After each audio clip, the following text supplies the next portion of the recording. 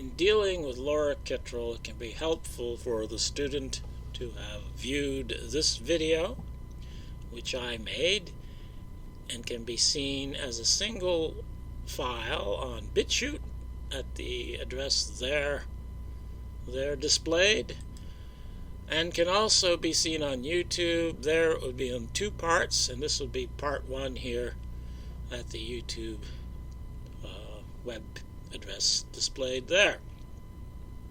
Now this video, I'm not going to go through it all here because what's the point of that, demonstrates that the Warren Commission manipulated the evidence as they presented it to the witness Cunningham with the purpose of obscuring the fact that Lee Harvey Oswald visited the Texas Employment Commission in person, or someone claiming to be Lee Harvey Oswald, on October 21st, 1963.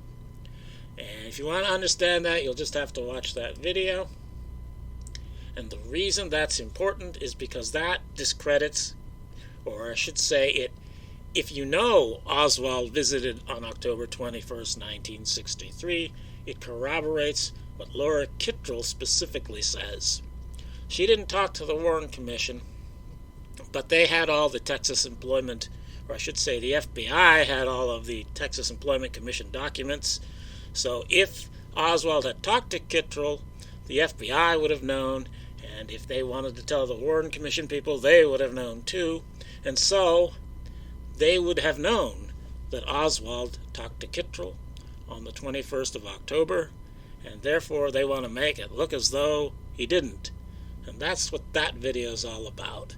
And you should understand that if you have any doubts about Kittrell, because she can sound kooky.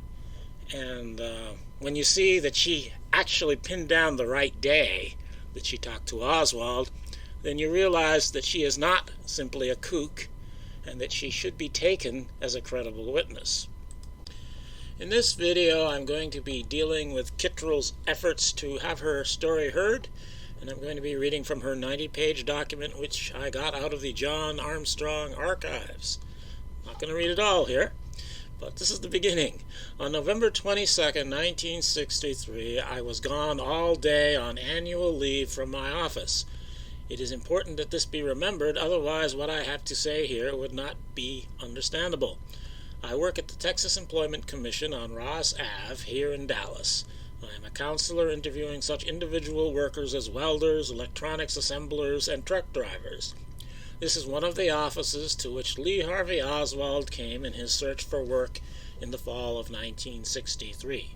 I have many, many reasons to believe that I interviewed him more than once at considerable length. However, when I returned to work after the National Day of Mourning, which was the Monday after the assassination, the authorities had already picked up all Oswald's records from that office. Consequently, I had nothing to go by but my bewildering recollections of the man I remembered as Oswald. And lest you think that she doesn't know anything about what she's talking about, there was one record of hers that was brought to the attention of the FBI on Saturday, the 23rd. It's not regarding Oswald, it's regarding a George McMurray. That's an interesting story in itself as far as it goes. But this shows, and this is the only time Kittrell's name appears in the Warren Commission volumes, is in this document here, and they misspell her name. But anyway, this, I think, I'm not going to get into this, but I think it implies that the FBI has already picked up all the other documents, and here's another one that this guy Frank Cooney found regarding Kittrell and George McMurray. But anyway, the point of what Kittrell is saying here is that she has no documents to refer to, because the FBI already took them all before she could see them after the assassination. And that's one reason why she sounds a little kooky. She's constructing everything from memory without the benefit of documents. And now, continuing with the Laura Kittrell document, the account which follows after these explanations consists of the recollections as they arrange themselves in coherent order in my mind finally, and not as they occurred to me in the weeks following the assassination. in disjointed bits and pieces of conversation and incidents. It is my intention here to set these recollections down in an orderly fashion rather than in the way they came to me.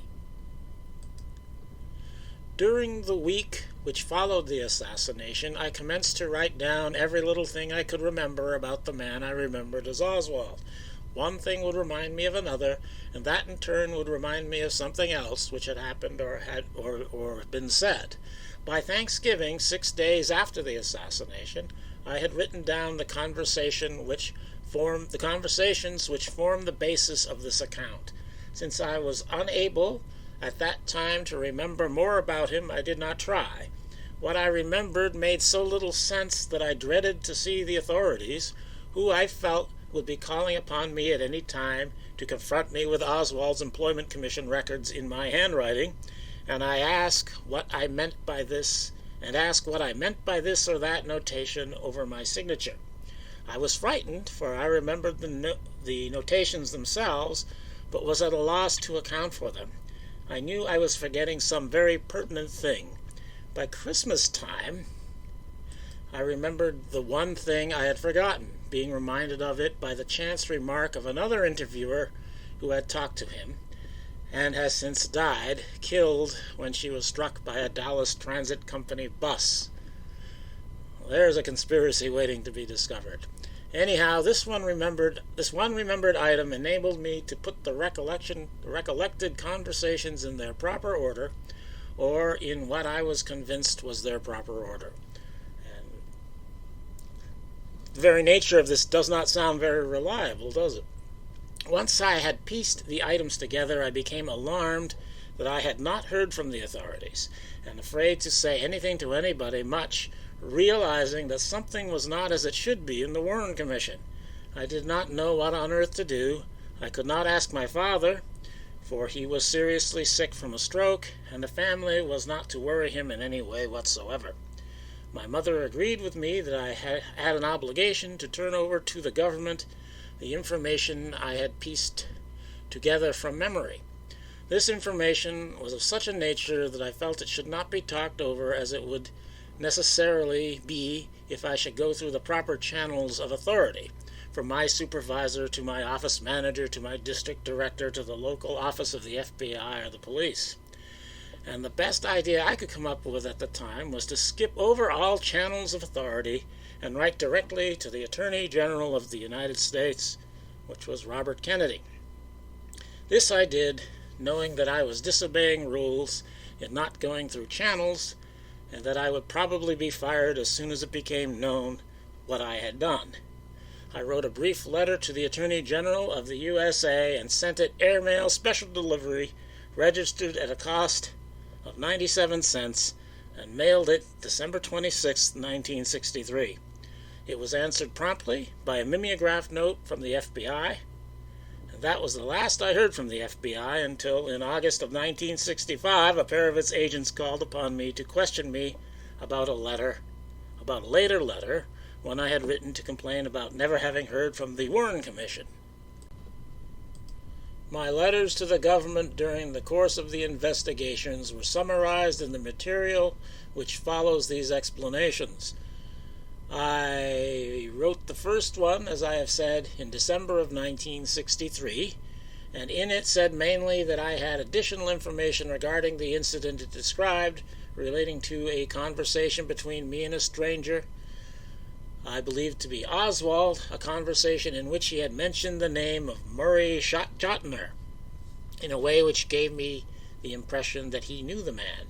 I despaired of the prospects of the government's busy officials wading through the many pages of detailed recollections, and having been taught in school to always limit a business letter to 2 pages, I limited it to 2 pages, feeling sure that such a letter would fetch the authorities to pick up the additional information I said I would have ready for them, and after sending the letter, sat back to wait for a visit from the FBI or the Warren Commission investigators. Nothing happened, except the receipt by me in January of the note from the FBI.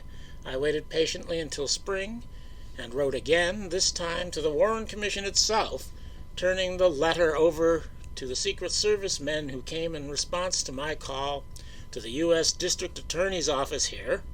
I gave him the letter, 10 pages, and later the U.S. District Attorney told me that he had sent it, unread, onto the Warren Commission, as I had asked him to do. I still did not hear, and the next time I wrote, I called the U.S. District Attorney again, and she's talking about Barefoot Sanders, to send the Warren Commission my second letter, also 10 pages, and this time to read it himself if he liked. Now we have corroboration of what she's saying in the form of this letter from Barefoot Sanders to the Warren Commission. It's not clear whether this is referring to the first document she had sent or the second one. It sounds like it might be the first one, but it's not clear. But anyway, this proves that what she's saying is true, that she submitted one statement at least, and she says two, to Barefoot Sanders to send along to the Warren Commission. And going back to Kittrell, I did not want to talk to him any more after that, for there was no response from this letter either. He was later promoted to the Washington office. The whole thing was very embarrassing to me, especially after the Warren report came out and none of my letters were in it, and the records to which I had referred repeatedly in my letters, even the counseling record card and the Dallas unemployment claims investigation record, were missing from the Warren report. The Social Security account record, which would have told whether or not I was right in recalling a certain employer as being Oswald's, was also missing from the Warren report.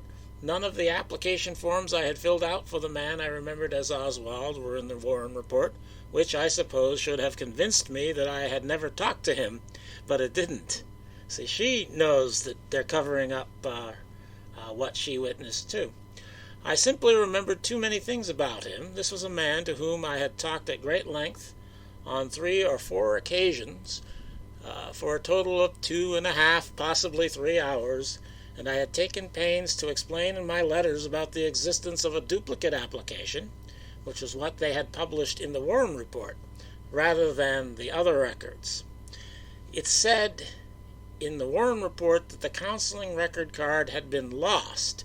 In short, there was nothing in the Warren report to indicate that I had even talked with Oswald. I was reasonably sure I had, though, hence the following recollections in writing. I never heard from the Warren Commission at all. And that is the introduction that Laura Kittrell wrote to her 90-page document. Now, I like looking at timelines, especially when it comes to what the authorities are doing and who they're screwing. And this is the timeline I constructed from the materials I've shown here. On the day of the assassination, Laura Kittrell was not in the office. The day after the assassination, the office, her office, calls the FBI about Kittrell's interview with George McMurray and refers to nothing else. So I get the feeling, though I can't prove it, there's no documents to prove it that I know of, that the FBI had already picked up the materials that Kittrell was referring to about Oswald, but they didn't bother picking up this one, and that's why they're getting the call there. The first day she gets back to work is the Tuesday after the assassination, and then on December 26th, she writes a letter to RFK, the Attorney General, and apparently she gets a form letter response to that in January. Then it's not clear when she gives her first 10-page letter to Barefoot Sanders. The implication seems to be that it comes after April 1st and 2nd, when her colleagues from the Texas Employment Commission are interviewed by the Warren Commission, and the evidence is manipulated to discredit her, as I said earlier. And then on April 9th, Sanders certainly sent one of her statements to the Warren Commission. And last there I have mentioned the second statement by Kittrell. Well, that's about all the time I have here. And I think it's pretty clear that the authorities were ignoring Laura Kittrell, and that they probably had a pretty good reason and knew what it was.